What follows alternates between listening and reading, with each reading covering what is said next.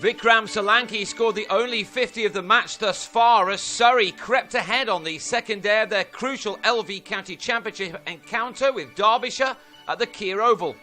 Replying to Derbyshire's 219 all-out on the first day, Surrey lost Aaron Haranath in the morning second over as he was LBW to Mark Footit, a bowler having a golden spell at the moment. The visitors knew that the really big wicket for them was Hashim Amla. The South African impressed for Surrey in his first game for them at Durham last week, and he again oozed class with his boundary shots, which took the total to 41. So what a moment this was for Footit, who found the edge of Amla's bat to have him held by Peter Burgoyne at third slip for 16. With Amla out relatively cheaply, it was left to Solanki to help his side out. Wickets had already fallen at regular intervals in this match, and it appeared to be one of those pitches where a batsman never felt fully in or at ease, and so every single run was going to turn out to be important. Solanki scored the lion's share of a 40-run partnership with Rory Burns, who was out on 24 when he was caught in the crease and trapped in front by Burgoyne at 81 for 3. Any substantial partnership was going to be really significant now, and at last one began to be developed by Solanki and Xander de Bruyn. Spin was the option already for Derbyshire, which suggests that things are not going to be any easier when it comes to batting on the last couple of days.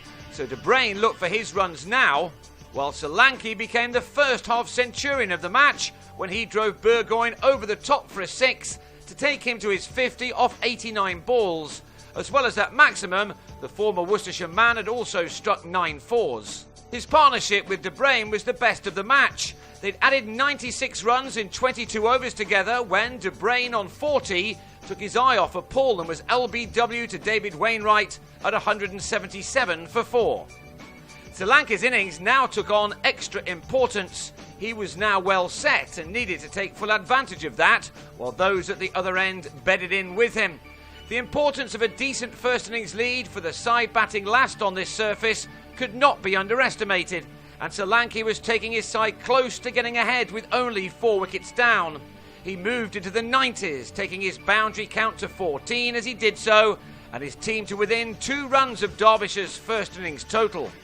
Solanki had driven Wainwright through the covers extremely well, but after the bowler switched ends, he edged his shot and the ball rebounded off his back leg onto the stumps.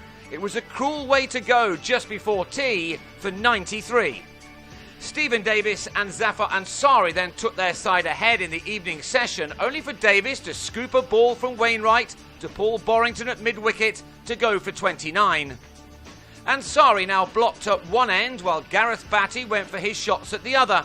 Each boundary was important as the lead began to build. The second new ball was taken, but initially neither Footit nor Mac Higginbottom could really make any use of it, as Batty scored freely, striking 6 boundaries in his 35, which took his side 68 runs ahead with only 6 wickets down. But the last 4 then fell in the space of just a couple of overs. Batty was LBW to Higginbottom, before 9, 10 and Jack were all out for ducks. Chris Tremlett nicked off to Footit. Tim Linley lost his middle stump to the very next ball, and George Edwards was also out for a golden duck, inexplicably letting a straight ball from Higginbottom crash into his stumps, as Surrey were all out for 289 for a handy lead of 70. Derbyshire then had an awkward 7 overs to contend with before the close, and they will have been delighted that Ben Slater and Borrington got through those unscathed. 13 runs came off them, which means that the visitors enter the third day still very much in this crucial contest, one which took on an extra significance after Somerset completed an innings win across town against Middlesex. The loser here may now have a real battle on their hands to stay up.